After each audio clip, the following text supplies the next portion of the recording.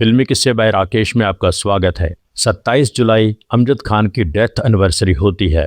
आज के एपिसोड में अमजद खान के बारे में कुछ खास बातें, कुछ अनसुनी बातें आपके साथ शेयर करेंगे। मेरा नाम खान है, अमजद खान। अमजद खान का जन्म 12 नवंबर 1940 को हुआ था। पिता का नाम जयंत खान। जयंत एक्टर थे। उनका असली नाम था जकारिया खान। प्रकाश पिक्चर्स की 1933 में आई गुजराती फिल्म संसार लीला जकारिया खान की पहली फिल्म थी। प्रकाश पिक्चर्स के प्रोड्यूसर विजय भट्ट ने जकारिया खान को स्क्रीन नेम दिया था जयंत, जो उनकी पहचान बन गया। अमजद खान की पढ़ाई बम्बई में ही हुई, saint Andrews high school Bandra से, उसके बाद आरडी नेशनल कॉलेज से। यहाँ उन्होंने जनरल सेक्रेटरी की पोजीशन भी हासिल की। स्कूल कॉलेज के दिनों से ही अमजद खान स्टेज पर एक्टिंग करने लगे थे। अमजद खान अच्छे स्टूडेंट थे। बॉम्बे यूनिवर्सिटी से उन्होंने फिलॉसफी में मास्टर्स कंप्लीट की। स्टेज पर काम करते हुए उन्होंने एक्टर और डायरेक्टर के रूप में कई प्राइजेस जीते। उन्होंने पर्शियन लिटरेचर में भी मास्टर्स कंप्लीट की। अमजद खान हिंदी, उर्दू, इंग्लिश के साथ साथ पर्शियन यानी फारसी भी फ्लुएंटली बोल लेते थे। पहली बार अमजद खान ने एज चाइल्ड आर्टिस्ट 1951 में आई फिल्म नाज़नीन में काम किया था। इसमें उनके पिता भी काम कर रहे थे। अमजद खान से 2 साल छोटे उनके भाई इम्तियाज ने भी इसमें काम किया था। इसके निर्माता थे PN अरोड़ा, निर्देशक NK ज़ीरी। 1955 में आई निर्माता निर्देशक NK ज़ीरी की फिल्म 4 पैसे। इसमें अमजद खान ने जयंत खान के बेटे का रोल निभाया था। कहानी कुछ ऐसी थी कि वो किशोर कुमार के छोटे भाई बन के रहते हैं। भैया बूट पॉलिश देखने ले चलो, बड़ी अच्छी पिक्चर है। अच्छा, जरूर ले चलेंगे। कब आएंगे मेरे भैया? मुझे घर जल्दी जाना है, मुझे घर पहुंचवा दो। तीसरी बार अमजद खान RK बैनर की फिल्म अब दिल्ली दूर नहीं में नजर आए। ये 1957 में आई थी। निर्देशक थे अमर कुमार।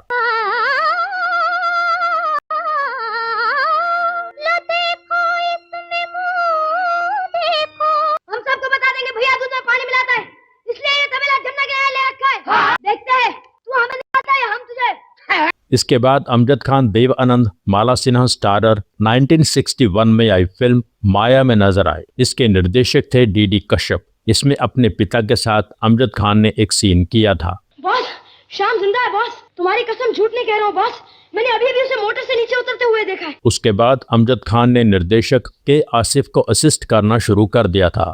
तब K आसिफ फिल्म बना रहे थे लव एंड गॉड, जो पहले गुरुदत्त के साथ शुरू हुई थी। उनके गुजर जाने के बाद संजीव कुमार के साथ शुरू हुई। फिर K आसिफ गुजर गए। बाद में संजीव कुमार भी इस दुनिया को अलविदा कह गए। फिल्म किसी तरह 1986 में रिलीज की गई थी। लव एंड गॉड में अमजद खान ने एक किरदार भी निभाया था एज एन अडल्ट एक्टर। ये उनकी पहली फिल्म होती, पर फिल्म समय पर नहीं बन पाई, समय पर रिलीज नहीं हो पाई।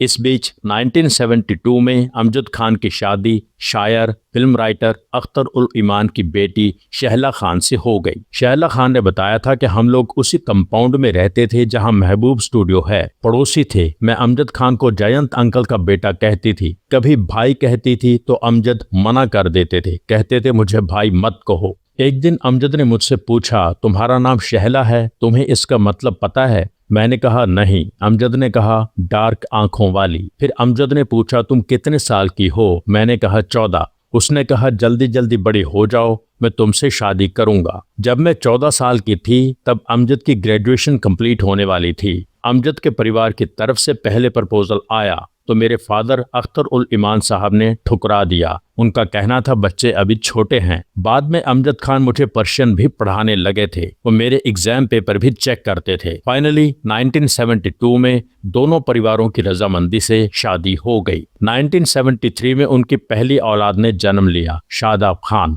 जो आगे चल के फिल्म एक्टर भी बने।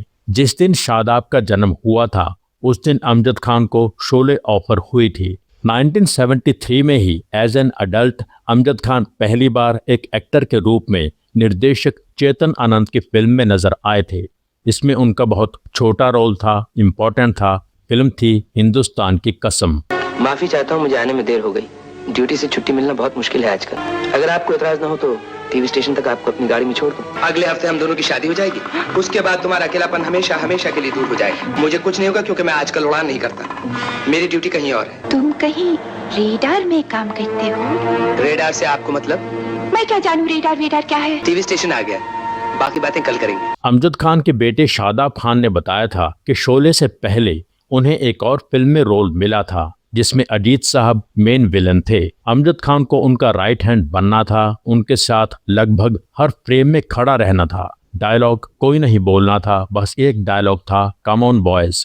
अमजद खान 2 हफ्ते तक शूटिंग पर जाते रहे, तैयार होकर मेकअप रूम में इंतजार करते रहे, पर उन्हें सेट पर नहीं बुलाया गया। फिर एक दिन उन्हें बताया गया कि आपकी इस फिल्म में ज़रूरत नहीं है, आप घर जा सकते हैं। उन्हें कुछ पैसे दिए गए। अमजद खान अपना मेकअप और गेटअप रिमूव कर रहे थे, तब ड्रेसमैन उनके पास आया। रिस्पेक्ट से उन्हें ड्रेस दादा कहा जाता है। वो ड्रेस दादा बहुत पुराने थे। अमजद खान के पिता जयंत के साथ भी काम कर चुके थे। उन्होंने अमजद खान से कहा कि आपको इस डायरेक्टर ने कितने दिन सेट से दूर बिठाकर रखा। आप जानते ही हैं कि फिल्म के मेन विलन अजीत साहब हैं, जो आपके पिता के बहुत अच्छे दोस्त हैं।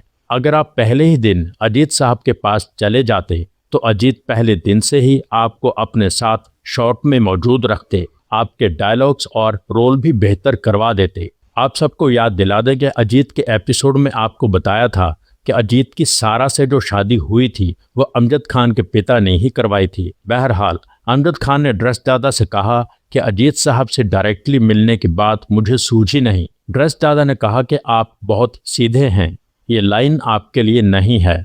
ये किस फिल्म की बात थी, डायरेक्टर का नाम क्या था, शादाब ने नहीं बताया। शादाब ने बताया था कि उन दिनों अमजद खान जर्नलिस्ट बनने वाले थे इंडियन एक्सप्रेस के साथ। उन दिनों वे एक प्ले डायरेक्ट भी कर रहे थे, उसमें एक्ट भी कर रहे थे। उनकी रिहर्सल्स उन दिनों चल रही थी। उस प्ले में अमजद खान की पत्नी का रोल निभा रही थी रमेश सिप्पी की बहन। रमेश सिप्पी ने वो प्ले देख लिया। प्ले देखकर वो श्योर हो गए कि मैं गब्बर सिंह का रोल इस लड़के को दूंगा। इससे पहले सलीम खान रमेश सिप्पी से कह चुके थे कि अमजद खान अच्छा एक्टर है, उसको एक बार देख लो, मिल लो। शोले में रामलाल का किरदार निभाने वाले सत्यन कप्पू ने भी रमेश सिप्पी से कहा था कि अमजद खान बहुत अच्छा एक्टर है, उससे एक बार मिल लो। फाइनली अमजद खान शोले के गब्बर सिंह बन गए। पहले शेड्यूल में जब अमजद खान की शूटिंग शुरू हुई तो वो बहुत नर्वस थे। डायलॉग बोलते हुए हाथ पर तंबाकू घिसना, ये दोनों बातें उनसे मैनेज नहीं हो रही थीं। लगभग 70 रीटेक्स हो गए। तब रमेश सिप्पी और सिनेमाटोग्राफर द्वारका द्विवेचा ने अमजद खान से कहा कि तुम इस शेड्यूल में एक्टिंग मत करो, सेट पर माहौल देखो, बाकी काम होते हुए देखो।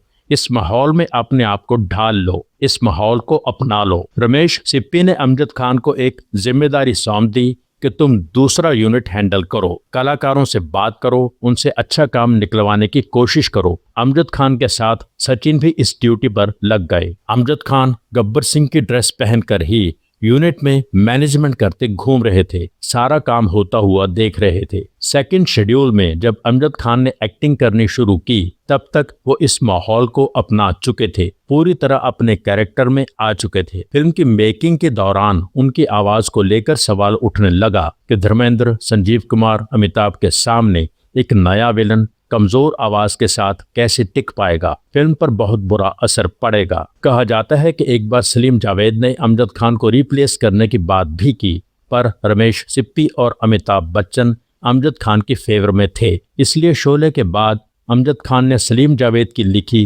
किसी फिल्म में काम नहीं किया। डिटेल में ये सारी बात आपको शोले के एपिसोड में बताई है। शोले में अमजद खान ने जो किया उसके बारे में कुछ कहने की जरूरत ही नहीं। एक लंबे अरसे तक लोग उनका असली नाम नहीं जानते थे, आम जनता उन्हें गब्बर सिंह ही कहती रही। शोले में अमजद खान ने जो काम किया उसकी बहुत तारीफ तो हुई ही, साथ में ये बात भी चली कि ऑलमोस्ट एक नया एक्टर धर्मेंद्र, संजीव कुमार और अमिताभ पर भारी पड़ गया, सारी लाइमलाइट ले गया। यही जियाले आए थे तुम्हें गब्बर सिंह से बचाने के लिए। गब्बर के ताप से तुम्हें एक आदमी बचा सकता है, खुद गब्बर। इसके बाद अगर किसी ने अपना सर उठाया मैं उसका सर। तुमने सुना मैंने क्या कहा? वो सर ये पैर। शोले 1975 में आई थी। इसके बाद अमजद खान को बहुत काम मिलने लगा। 1976 में अमजद खान एक गुजराती फिल्म में भी नजर आए, वीर मंगदावलो। ये फिल्म रामानंद सागर के बैनर ने प्रोड्यूस की थी। बाबू भाई मिस्त्री इसके निर्देशक थे। उन्हीं दिनों सागर आर्ट्स की एक और फिल्म में अमजद खान नजर आए। उनका बहुत इंपॉर्टेंट रोल था। शोले के बाद असल में ये उनकी अगली बड़ी हिंदी फिल्म थी, चरस। ये 1976 में आई, निर्देशक रामानंद सागर। सिर्फ 3 आदमी। मौत से बचना आसान है, लेकिन रॉबर्ट से बचना नामुमकिन। When I kill them, they stay dead. बाप बेटे तो दोनों आग में जल गए और बेटी जिंदा हमारे हाथ लग गई। मैंने उसे हल्के हल्के नशे की चाट पे लगा दिया। महमूद की 1976 की फिल्म जिनी और जॉनी में कई कलाकार थे। अमजद खान ने भी एक छोटा सा रोल किया था। 1976 में ही ऐसा कुछ हुआ जिसने अमजद खान की जिंदगी पर, उनके करियर पर बहुत गहरा असर डाला। निर्देशक शक्ति सामंत की फिल्म द ग्रेट गैम्बलर की शूटिंग गोवा में हो रही थी। उसमें अमजद खान ने हिस्सा लेना था। अमजद खान को जिस फ्लाइट से गोवा जाना था वो मिस हो गई। अमजद खान ने सोचा कि अगले दिन तक इंतजार नहीं करना चाहिए, शक्ति दा का नुकसान होगा। इसलिए अमजद खान उसी रात अपनी कार में ही गोवा की तरफ चल पड़े। कार उनका ड्राइवर चला रहा था। अमजद खान उसके बराबर बैठे थे। पिछली सीट पर अमजद खान की पत्नी शहला खान बैठी थी, जो मां बनने वाली थीं। उनका 3 साल का बेटा शादाब भी बैठा था। बीच रात अमजद खान ने अपने ड्राइवर से कहा कि तुम गाड़ी चलाते चलाते थक गए हो, लाओ कुछ देर मैं गाड़ी चला लेता हूँ। अमजद खान गाड़ी चलाने लगे। उनके बेटे शादाब ने बताया था कि सुबह हो रही थी, बारिश होके हटी थी, सड़क गीली थी। रास्ते में एक मोड़ पर एक ट्रक खराब खड़ा था। उसकी साइड पर पत्थर लगाकर रखे हुए थे ताकि बाकी गाड़ियां थोड़ा फासला बनाकर निकलें। अमजद खान ने गाड़ी एक तरफ घुमाई, सड़क गीली थी, गाड़ी कंट्रोल नहीं हुई, सीधी एक पेड़ से जाकर टकराई। उस एक्सीडेंट में अमजद खान की 13 रिब्स टूट गई थी। स्टीयरिंग व्हील उनकी चेस्ट को तोड़कर उनके लंग्स को नुकसान पहुंचा गया। उनके पैर की हड्डी भी टूट गई थी। उनके बेटे शादाब की कॉलर बोन भी टूट गई थी। अमजद खान की पत्नी शहला के चेहरे पर बहुत चोटें आई थीं। उन सबको गोवा के हॉस्पिटल में पहुंचाया गया। अमजद खान की पत्नी और बेटे को बंबई शिफ्ट कर दिया गया। अमजद खान की हालत ऐसी नहीं थी कि उनको इस हॉस्पिटल से हिलाया भी जा सके। उन्हें इसी हॉस्पिटल में रखा गया। उनकी इमीडिएट सर्जरी होनी जरूरी थी। द ग्रेट गैम्बलर के यूनिट को पता चल गया कि क्या हुआ है। यूनिट से कई लोग हॉस्पिटल पहुंच गए। हॉस्पिटल में सर्जरी करने से पहले अमजद खान के परिवार के किसी मेंबर को हॉस्पिटल का पेपर साइन करना था कि अगर सर्जरी के दौरान कुछ गड़बड़ हो जाए तो यह हॉस्पिटल की जिम्मेदारी नहीं होगी। इस पेपर पर साइन करने के लिए अमजद खान के परिवार से वहां कोई नहीं था। अमिताभ बच्चन ने बॉम्बे में अमजद खान के परिवार से बात की, उन्हें समझाया कि आप लोग यहाँ तक आ पाएं, इतना समय नहीं है, इसलिए मैं ये पेपर साइन कर रहा हूँ। अमिताभ बच्चन ने जिम्मेदारी लेते हुए वो पेपर्स साइन किए थे। उसके बाद अमजद खान की सर्जरी शुरू हुई। इस वजह से Amjad Khan the great gambler में काम नहीं कर पाए। उनकी जगह वो रोल उत्पल दत्त को मिला। ये भी कहा जाता है कि इस एक्सीडेंट की वजह से अमजद खान की पत्नी शहला खान की प्री मैच्योर डिलीवरी हो गई थी। बेटी पैदा हुई जिसका नाम है अहलाम खान। उन दिनों सत्यजीत रे अपनी इकलौती हिंदी फिल्म शतरंज के खिलाड़ी शुरू करने जा रहे थे। सत्यजीत रे अमजद खान से मिलने हॉस्पिटल आए। उन्होंने कहा, मैं शतरंज के खिलाड़ी बना रहा हूँ। मैंने नवाब वाजिद अली शाह का रोल तुमसे करवाना है। अगर तुम ठीक नहीं हुए तो मैं ये फिल्म नहीं बनाऊंगा, इसलिए मेरी फिल्म की खातिर जल्दी बिल्कुल अच्छी तरह ठीक हो जाओ। इस एक्सीडेंट की वजह से अमजद खान को कई तरह की कॉम्प्लिकेशंस हुई। पहले वो अपने आप को फिट रखने के लिए बहुत एक्सरसाइज करते थे, बैडमिंटन खेलते थे, बुल वर्कर इस्तेमाल करते थे। जो दवाइयाँ उन्हें खानी पड़ी उससे उनका मोटापा बढ़ने लगा, जिसे कंट्रोल करने के लिए अब वो एक्सरसाइज नहीं कर सकते थे। खाने पीने का शौक उन्हें शुरू से बहुत था, इस पर कोई कंट्रोल वो कभी नहीं कर पाए। परहेज करना उनके लिए सबसे मुश्किल काम था। एक्सीडेंट की वजह से जिस तरह उनके शरीर में, उनके लुक में तब्दीलियां आईं, उनका मोटापा बढ़ने लगा, उस वजह से उन्हें मिलने वाले किरदारों पर भी असर पड़ने लगा। अमजद खान के इस एक्सीडेंट की तारीख 15 अक्टूबर 1976 बताई जाती है। खैर, बहुत फिल्में वो पहले ही साइन कर चुके थे। 1977 में उनकी कई फिल्में रिलीज हुई, जिनमें खास रहीं हम किसी से कम नहीं, परवरिश, इनकार, सत्यजीत रे की इकलौती हिंदी फिल्म शतरंज के खिलाड़ी। इसमें वो अवध के नवाब वाजिद अली शाह बने। वाजिद अली शाह की ही एक रचना अमजद खान ने अपनी आवाज में गाई थी। सुध भूल गए मैं बावरिया, कौन देश गयो बावरिया। 1978 की टॉप फिल्म मुकद्दर का सिकंदर में निभाया उनका किरदार दिलावर और उनका काम बहुत फेमस हुआ, बहुत पसंद किया गया। अक्का जिंदगी भर ये तेरा मासूका था। नहीं, उसके बाद जब ये दिल भर गया तो अपना बासी टुकड़ा उठा के दोस्त के आगे फेंक दिया। अपन एक दिन तेरे को जवान दिया था ना कि अपन तेरे को लुढ़काएगा, तू भी अपने को लुढ़का दे दोस्त।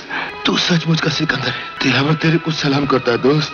अमजद खान अब कई फिल्मों में नजर आते रहे, कई छोटे बड़े रोल्स करते रहे। ऑडियंस उन्हें हमेशा पसंद करती थी। उनकी अदाकारी में एक ठहराव था, सहजता थी। जब वो कोई खास तरह का किरदार निभाते तो एक छाप छोड़ जाते थे। 1980 की टॉप फिल्म कुर्बानी में भी ऐसा ही हुआ। उनके रोल में एक कॉमिकल टच था। कई लोगों ने फिरोज खान से कहा था कि अमजद खान को इस तरह का रोल देकर आप फिल्म का भी और अमजद खान का भी नुकसान कर रहे हैं। फिरोज खान ने कहा था जब फिल्म रिलीज होगी तो लोग सिर्फ अमजद खान की बात करेंगे। हुआ ऐसा ही। अमजद खान का अंदाज ऐसा रहा कि ऑडियंस उनका सीन आने का इंतजार करने लगी थी। हर सीन में उन्होंने जान डाल दी थी।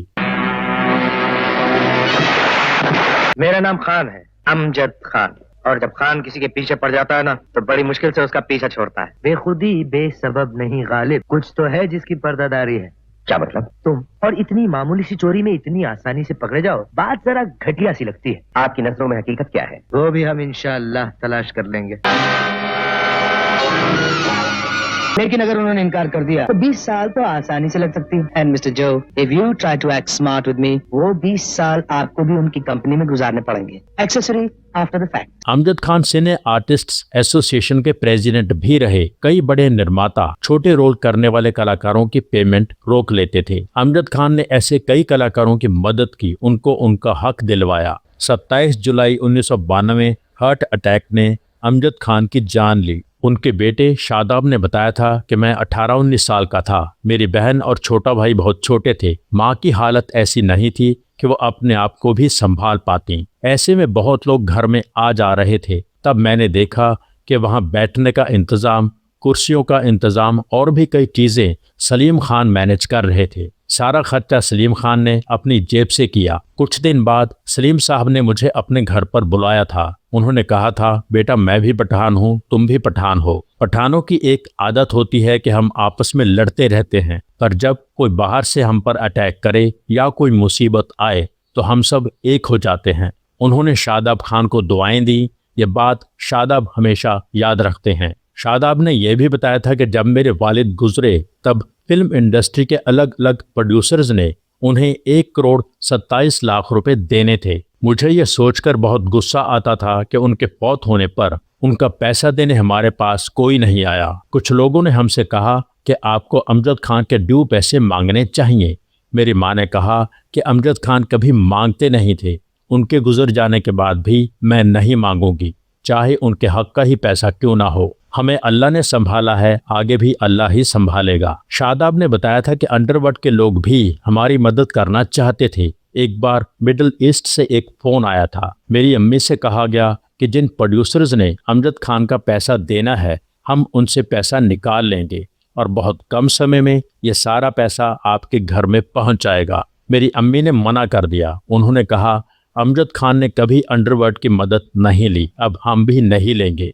1980 के दशक में अमजद खान का फिल्मी करियर कैसा रहा, एक निर्माता और निर्देशक के रूप में उनका तजुर्बा कैसा रहा, उनकी लाइफ में आगे क्या क्या हुआ। अमजद खान से जुड़ी बहुत सी बातें हैं जो आगे भी अलग एपिसोड्स में आपके साथ शेयर करेंगे। अमजद खान साहब के किए बेमिसाल काम ने उन्हें ऑडियंस की यादों में हमेशा जिंदा रखा है। अमजद खान के बारे में यह खास एपिसोड यहीं पूरा करते हैं। एपिसोड के बारे में अपनी राय जरूर लिखें। Thank you so much. मेरा नाम खान है, अमजद खान। जिन दोस्तों ने चैनल सब्सक्राइब नहीं किया है प्लीज सब्सक्राइब कर लीजिए। सब्सक्राइब करके बेल आइकन में ऑल पर क्लिक कीजिए। एपिसोड लाइक कीजिए, शेयर कीजिए, कमेंट कीजिए। Thank you so much for watching.